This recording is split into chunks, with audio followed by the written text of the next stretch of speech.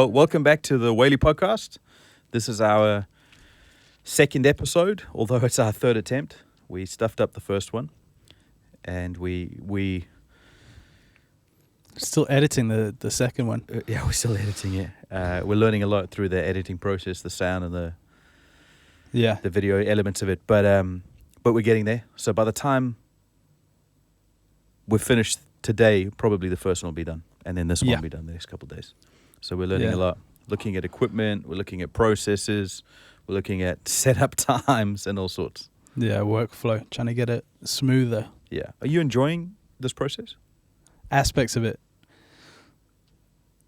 Yeah, aspects of it. The tough thing is fitting it around the other stuff we're doing. Yeah. So for instance, just before we hit record, I was filling out paperwork for an order that I'm sending out. Yeah. And I'm somewhat worried in the back of my mind that the delivery guy is going to come in to the podcast. But he's a nice guy, and I think he'd make for an interesting guest. So yeah, we can try that out. Jason. Jason, welcome. Yeah, shout out.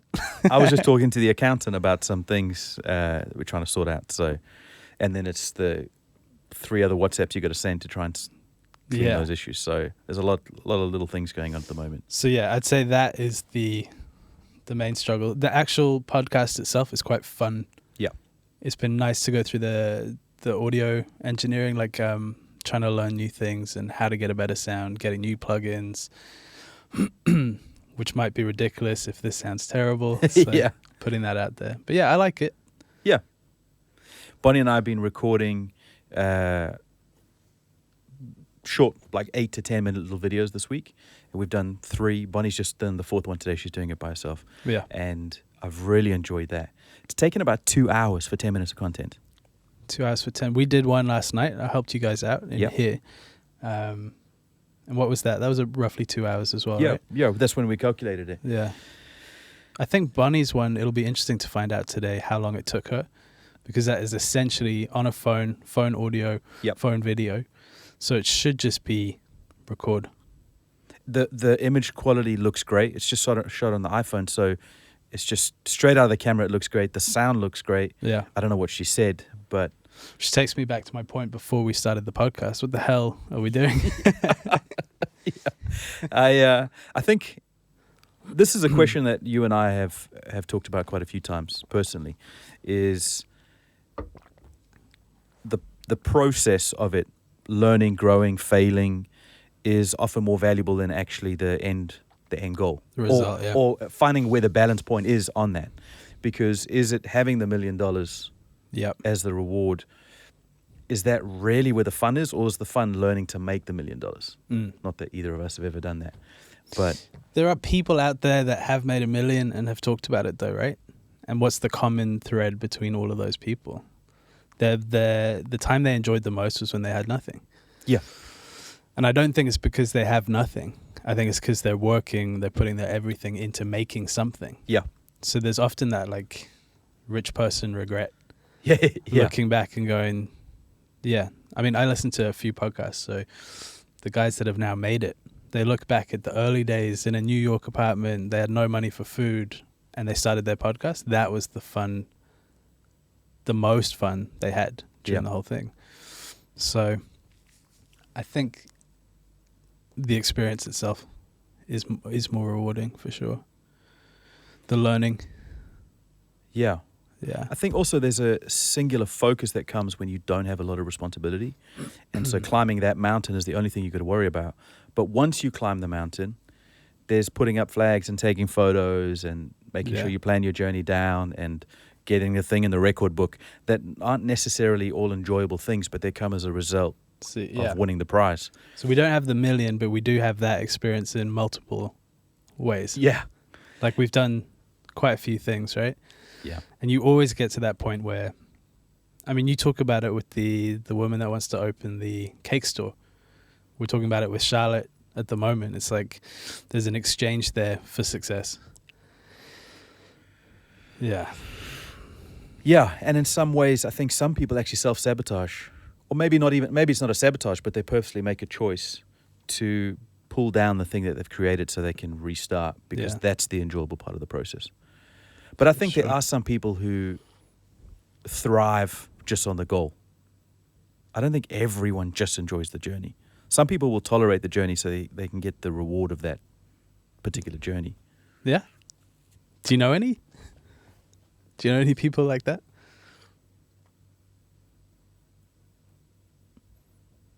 No, I don't. No, you think of Bill Gates and Buffett and Musk. These guys are doing something that they don't have to do. Closed down PayPal, which was incredible. And because of that, so many companies erupted from the closure of PayPal. Right. Well, not the closure, the sale, I guess. Yeah. And he went and did the same journey again and built up a new company from nothing and slept on a friend's couch. All of those stories again. Wow. So he didn't have to do that. Hell no. He was set for life. There's old 60 minutes of him driving a McLaren down the street. His life, if you're going for the goal, he had it. Yeah.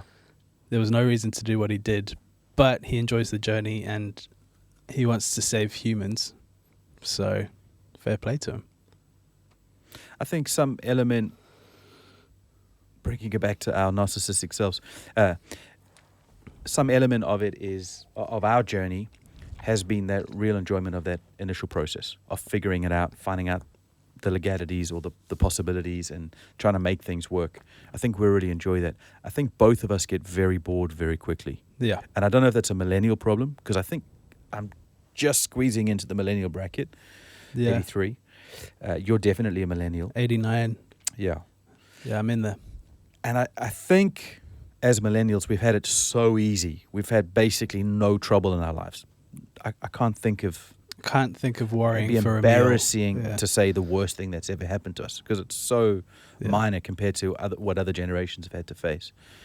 And I think part of that, rightly or wrongly, is that you get bored quickly and you need to move on. You need to be entertained. You need to do something else. Yeah. And so I don't think it's all bad to be...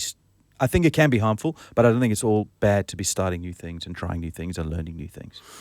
Yeah, we're different as well, our personality types. I think you're much more prone to get bored of something quickly. As soon as it's working and it's conquered, you're good to go. Yeah. Whereas I'm a little bit more on the... I don't know what scale it is, but my pursuits are normally a bit more creative, and there's no end to that. There's no completion to that. I see it as a mountain that you climb. Yeah. And once I can see the top, I don't even have to climb the rest of it. I know I can do that, so I'll rather go back to base camp and try a different mountain, a harder mountain. Yeah. Yeah, and I don't like going backwards. If it's something is easier, I'm completely bored. I'm out. It has to be a struggle. It has to be a real struggle for me to even be slightly interested. That's interesting. Yeah? So, but you'll stay in the game because you're enjoying it. Yeah. I won't enjoy it unless it's too difficult. With creative elements, I mean, there's always room for improvement. It's always different. There's none of these standardized variables that will always be the same. Right. Because you're playing with someone new. You're creating a different song. It's a different genre. There's always variation in creation. Yeah. So if you're always picking that lane, it's always going to be somewhat challenging and somewhat rewarding, you know? Yeah. Whereas with you, a business, there's a very clear bottom line. This is making money. GG. I'm done. Yeah. I can move on to the next one. It's making money independently from me. Yeah. That's when I'm like, I don't need to be involved. That's hardly ever the creative pursuit, is to now we're making money. That's, now I've sold out. Yeah. Yeah. When did you realize about that about yourself? I'm still not sure about that. I've changed a lot in the last few years. Yeah, you have. Through challenging myself to do different things. So before, let's say 6 years ago, there was nothing industrious about me at all. It was all creativity. There was none of that other aspect. And then we had certain challenges to lose weight, to do exercise, which led to a financial challenge. So I took over a business, which is... Not you at all. Do you remember I would never answer my phone? Yeah, I never had a phone conversation until I was starting this business. And then I had to be on the phones every day. Which you loved. Yeah, I still love it so much. So there was a huge personality shift, which hasn't shifted back yet, where I value being clean. having my space organized. Yeah. And that was, I mean, you've known me since I was born. That's never been my thing, right? Always on the creative element. I don't care about the mess as long as I'm doing something I want to do. Yeah. So it's hard to say when you say, are you sure about that? Or no. When did you figure that out? That is very much a process. Yeah. To the core of how people define themselves. I think I'm changing still. I think, like I'm the expert, but I think you do change a lot obviously in your teens and your early 20s. But I think there's like sequences of changes. And as you get to like your early 30s, I do think you go through like another series of changes. Yeah. And you start to realize some stuff.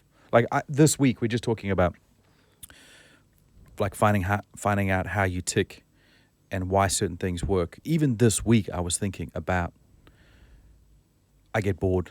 This is the point at which I get bored. What do I need out of this process? What do others need? Yeah. Realizing that people are different is a big thing. Like you don't know that other people think differently. See the world in a different way to you. So you'll often say, Seamus will often say to me, no, but sure, people aren't like that. I'll be like, well, why aren't they doing this? Well, don't they care? And I'll be so frustrated. And then you guys will go, but Sean, that's not how people think. And I'm stupid enough to think everyone should think like I do. Yeah. And so there is a whole process. I don't think actually, it's probably not even limited to your teens or your 20s or your 30s. I think it's just life. I think you're constantly evolving. Changing. You're getting challenged.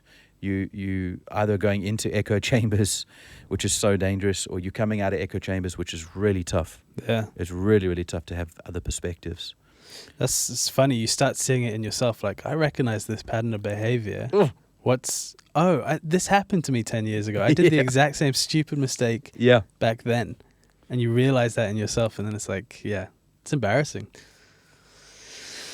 So, I'm going through one of those shifts again now with this stuff, trying to get more into the creative element again. But now with this other side of a little bit industrious, a little bit organized. So it's seeing if I can get some of that world back into my life.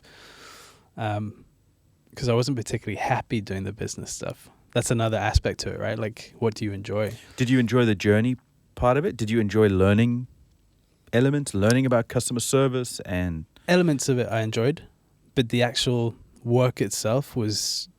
It's drone work. It's packing boxes. The goal of that work is the bottom line.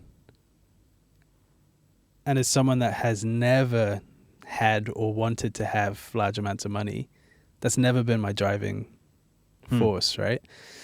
So when you're doing something that is graded on that and you're doing it well, because I made money in that business, quite significant. We were in a lot of debt in that business, minus something, $80,000. And within a year it was plus 180, something like that. Yeah, you made cash. So there was a turnaround and stuff, but within that process, I wasn't enjoying seeing those figures go up. Yeah. The thing I enjoyed more than that was going up to you and saying, I'm beating you in this challenge. And at the end of it, looking back, I'm like, I'm proud of that. Was it worth a year to go, I'm proud of that? I'm not sure. So Bonnie and I started that business, and this is the God's honest truth. We started that business to learn. We didn't think we would ever make money with that business. Yeah. None of us thought, okay, this is the genius idea that's going to make us millionaires. We started it just because we wanted to be in the online space and figure out e-commerce and figure out how to build websites that minimized click-through rates and all of that sort of stuff. How do we do e-marketing, which we still really haven't touched on. Yeah. But we did that so we could just be in a new arena. That was the whole purpose. To play. And we lost money for the first, I don't know how many years we lost money. We made mistakes with hiring people. We made mistakes with orders. The first order I made, I lost 50 grand. Wow. On the first order. Yeah. And that would hurt today, but then when we had no money, to lose 50 grand was... It's amazing you kept at it at that point. Well, I was trying to get out. There's a gambler addiction, right? You're trying to get out of the hole. And we did get out of the hole. So when you took it over, I think it was in a bad... it was in a bad spot. But I think then the purpose became more of a maintenance thing. And there was a turnaround element to it. But we started it to learn. And I think we had learned at that point the degree that we could. Yeah. And we were questioning, should we shut it down? Should we change this? Should we change that? It's funny. We were saying that at the beginning, that it changes once you get to a certain point. Once it got to that point, now we had customers that relied on us as a service. Yeah. So at the beginning, it was all entrepreneurship and like, oh, let's try this and play. Yeah. And now it's like, no, you got a commitment to these people. They expect a certain turnaround time. And we've got people that we're paying in South Africa for that business. Like, the responsibility of the success of it has completely changed what it is. I don't begrudge that at all. I think that's a huge positive. If you can not paint yourself into the corner, and if you can delegate that responsibility, I think it's a powerful position, because you can still be responsible for those things, but just not on a day-to-day basis. And that's what I'm trying to learn at the moment, is how do I get other people in positions that they feel empowered, they feel like, because not everyone likes to start from scratch. A lot of people like something that's already working. Yeah. I think most people are like that. I think we're just weird. Yeah. And they'll have a hobby where they started from scratch. But for their day-to-day lives, people like consistency, they like structure, they like someone else answering the hard questions, where who knows whether the answer is right or wrong. They want someone else to take that responsibility. Yeah. And so I'm in my own process, and in all of our processes, we're trying to figure out, how do we bring people into those positions so that they're happy in that structured role, but then, because we can handle that, I feel like I can handle that responsibility fairly well. Yeah. And then, but still keep you in a position where you're playing in zones that are unstructured and chaotic, and there's unknowns. I'm up till all hours in the morning at the moment researching real estate. I want to learn about real estate. I want to get into that game. I can make more money in other zones, but it looks like a fun zone, low maintenance zone to play in. So I'm watching vlogs and YouTubes, and I'm reading up books on how to play with that. Yeah. But I can see myself in the future, once I understand that and I've got a few wins under my belt and I know how it works, giving that to someone else to run. Because I can see myself you can bored see with the that boredom already. at the end of the tunnel. I don't care about houses. I don't care about all of that stuff. Once I understand the maths of it, which is not difficult, I don't think. We'll find out. Once that's solved, that will be someone else's baby. I'm out. I'll be figuring out the next thing.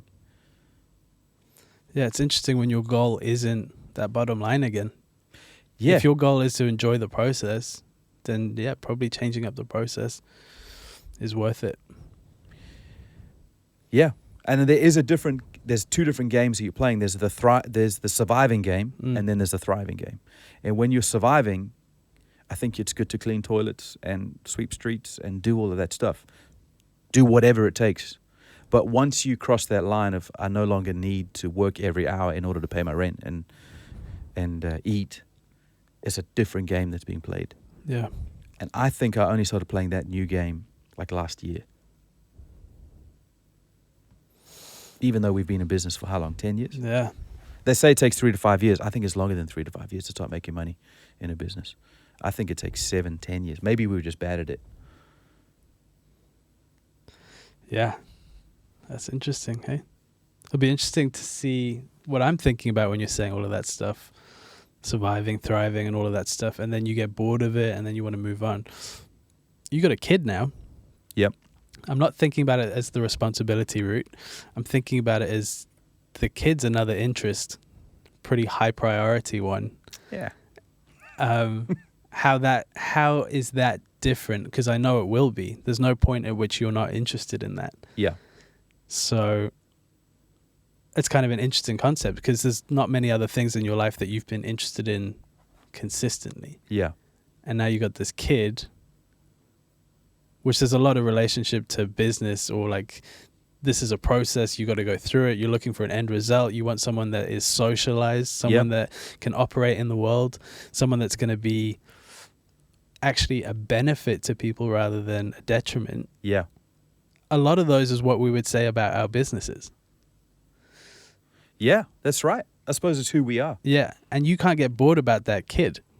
You can't move on from that kid. Yeah. Do you see what I'm saying? Yeah. So I'm interested in what the difference is there and how that plays out over time. What your projections are, if we want to call them that. Like, I think because already, how old is he? 5 months, a little over 5 months. He is changing so much that there's a growth and there's a shifting, and so I think there's new horizons literally every day. Yeah. With him.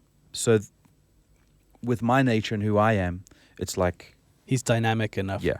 The business is changing daily. Yeah. It seems weird to even contemplate the contrary. Would I ever get bored of him? Like, I know, but I was just thinking, as you're saying about the businesses and your personality type and stuff, there are some things where you can't have that personality type. Yeah. A wife and a kid. Yeah, you can't just move on from wife to wife. That's about it. Like, everything else can change. But those are the two commitments you've made where you have no leeway. Yeah. It's interesting, no? Yeah, but they also the things that can change the most because you've got the strongest relationship. So Bonnie and I had a hellish marriage for the first 3 years, and then it was okay on and off for the next sort of 5 years. And then in the last 2 years, it's got really sweet because we just confronted our demons and our issues, and we'll be talking more about that on the daily that we're putting out. On the encouragements. Yeah, well, we're going to talk about it. Bonnie's You're so gonna be keen. open. Yeah. Wow. Okay. Yeah, well, no, we're gonna go real. I want to be honest with everything. I don't want to be fake. I don't want to put out this fake Christian personality where you got to talk like everything's great. I want to be real, and Bonnie is dead keen. Of the stories I've heard, that's one of the realest.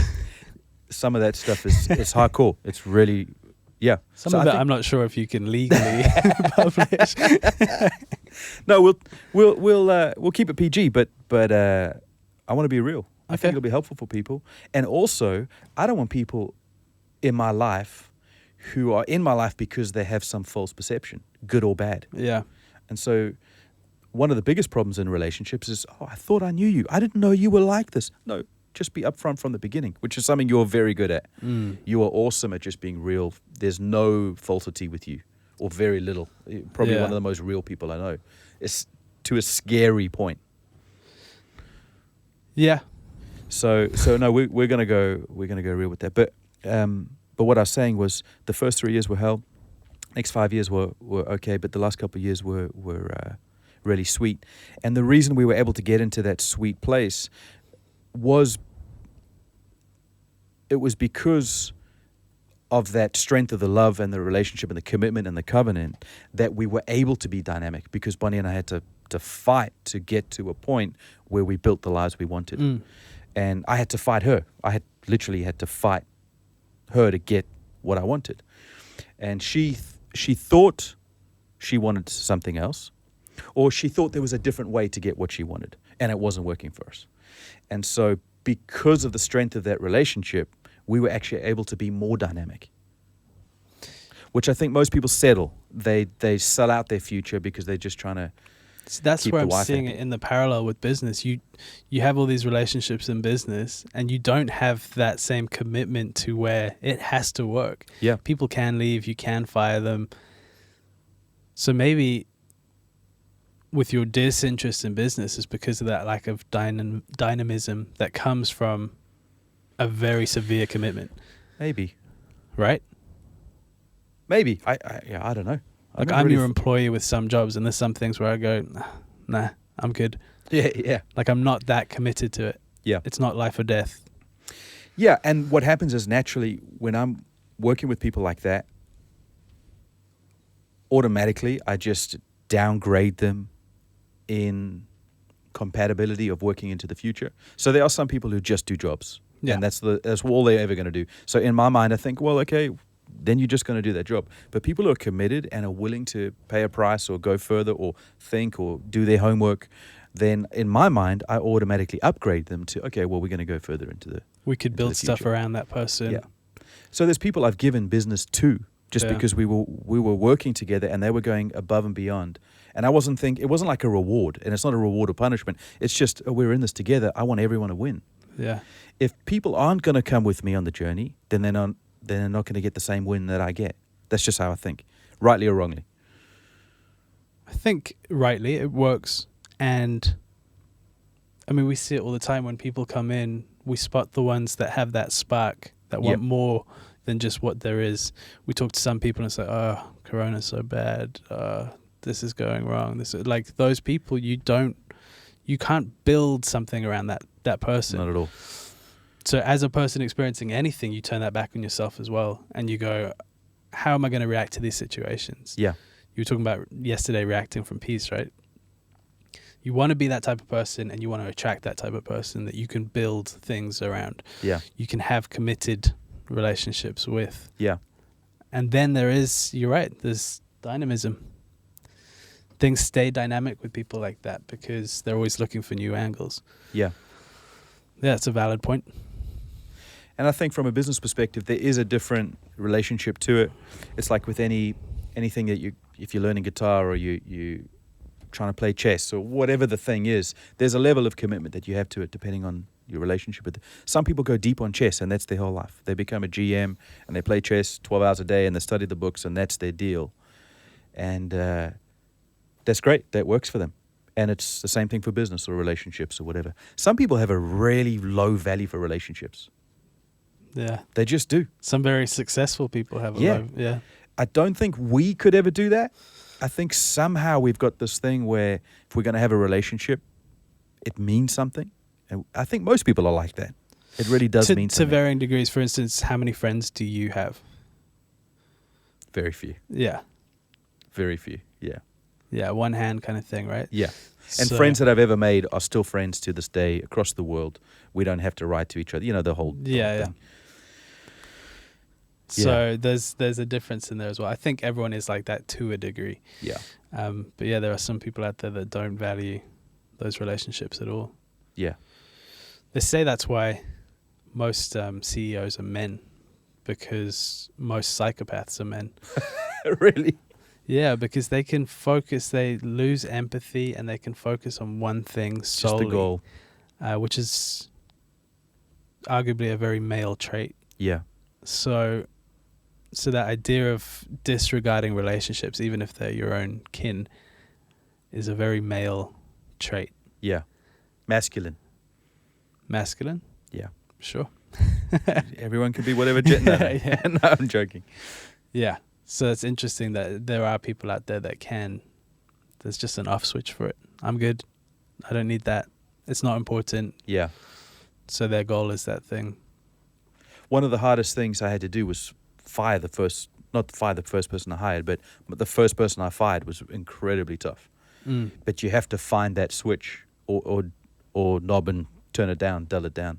It's funny. I've fired one person from running that business, and I didn't mind it at all. I felt absolutely good about doing it. I pre-programmed it in my head and I ran through it and I said, this is an experience that it's crazy that you're getting to have because you shouldn't be running a business in the first place. You're an imposter. So this is an experience you're going to do with this. Just do it. Experience it and fully think about what's going on. Don't get caught up in your own insecurities. Just watch their reaction and see how this whole thing outplays. And the person was really amicable. They actually wanted to move on to something better. So you helped them? Yeah. And we talked about it. We talked about the plans. We talked about how long until they had to find another job. And we had this whole discussion. It was actually really good. And that person and I are still very good friends. Wow. There's two people I fired who both argued with me and begged for their jobs. Oh. And it was horrific. Absolutely horrific. I hated it. I don't know what I could do with that. One of them I had to confront because they were actually stealing from us. Wow. And they denied it, and I had the evidence and all the rest. It's horrific. Really, really horrible. It's dynamic. Yeah, it's an experience. But I think that's why there's a ceiling on some people, because they won't get past that insecurity. I think I have a ceiling. I think all of us do. I don't know if I could just fire 300 people. There's some people, that's their job. They go into a business, they assess things, and they just fire a whole floor of people. That's their job. And they go home to their kids at night. I don't know how people do that. And that's, I think, one of the weaknesses that we've been having compassion. No, we've had maybe too much compassion. Is Gary Vee says it's not about your hiring process, it's about your firing process. Because how can you tell how good someone will be at a job with a 15-minute interview? Yeah. And a CV that everyone fakes. It's not knowing when to hire, it's knowing when to fire. Yeah. Gary Vaynerchuk. Which is really, it's tough to do on an emotional level, especially when you're insecure and you're not sure, and there's no teacher behind you saying this is the right answer or wrong answer. Yeah. Where you've just got to make your way in chaos. I think that, you do have to, at that point, to get through that ceiling, have empathy. Yeah. And think about it from their situation. Often when someone isn't right for a job, the job isn't right for them either. But that stalls me. That stops me completely. If I start thinking about their side of things, very rarely will I make the right choice. From a compassionate point, if you've got someone stealing from you, their life isn't going well. Oh. So at that point, if you've got the compassion and the time, which is going to take to convey that strongly, it is better for them to be fired from that job and to sort their lives out, to do something in which they don't have to steal. Like orient their lives in a way that is successful for them, and they don't feel like a fraud, because you don't feel good when you steal. I don't know if you've ever stolen anything. All the time. No, I haven't. It's a terrible feeling. Yeah. Yeah, but I think the problem is when people think they delude themselves, and then you have to confront that delusion, and then it becomes a point of conflict. And so you're telling them, listen, you're stealing. And they go, no, and I'm not doing this. And they belittle it or water it down. Then it becomes an hour-and-a-half gig where now you're talking to them about this. You're trying to... That's why I said empathy and time. Right. Because if you're confronting... I mean, the most terrible things we do is normally in delusion. We lie to ourselves about them. So you really need the time to massage that truth in. Which is where I'm weak, because I don't like spending time with people. Yeah. I'm really bad at that. That's why we got team players. Yeah. We got other people that are very good at that sort of thing. Yeah. We got Nikki, Seamus. They're brilliant at that. They're so very good with people, eh? Yeah. Very good with people. But, yeah, I could see how you would suck at that, or at least hate it. You're very good with people if you give people time. Yeah. You're probably the best with people, which sounds like a contradiction, because Seamus is so gregarious and everyone loves him.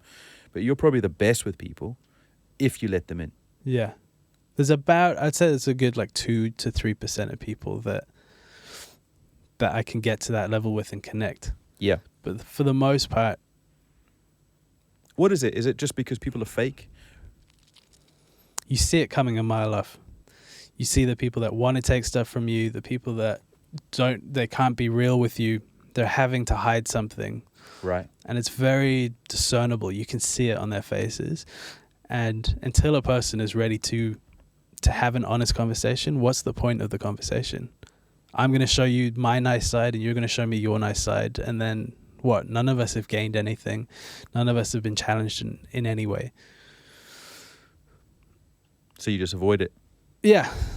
So that's a large percentage. Another large percentage is I just want to drain you. So they'll come with their real issues, but nothing else ever. So if someone who had real issues, which all of us have our stuff, how would you ever have a relationship with them? Do they have to come with the issue, but also be honest with the issue and then say, listen, but I'm going to... If you're meeting someone for the first time and they start with issues and you have the conversation and they end with issues and there's no spark or something, you're done. Yeah.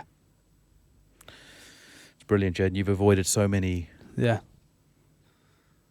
I'm sure I've missed out on a lot of things as well. I'm not saying that is the right way to be, but it is... I often get told, I wish I could do that. Because people knowingly go into these conversations and they know that it's going to be a waste of that person's time because that person wants to be in that position. They want to be sad about it. That's how they get attention. Yep.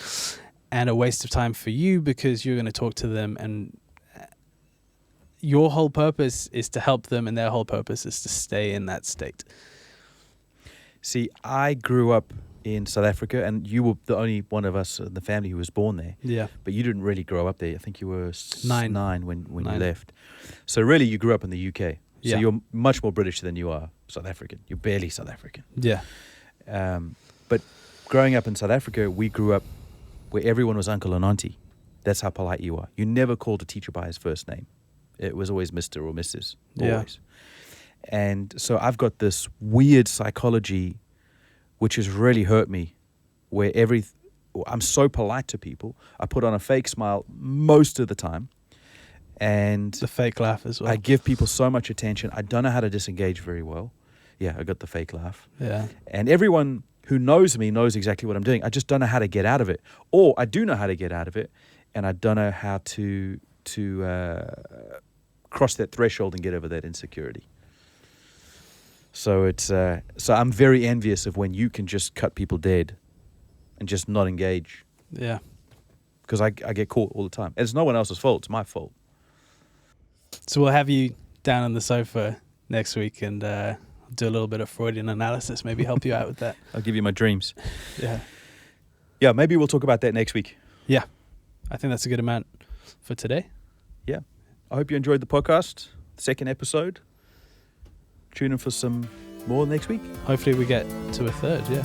Yeah, see if we make it. 4 more years. Great. 4 more years. Thanks, Jeff.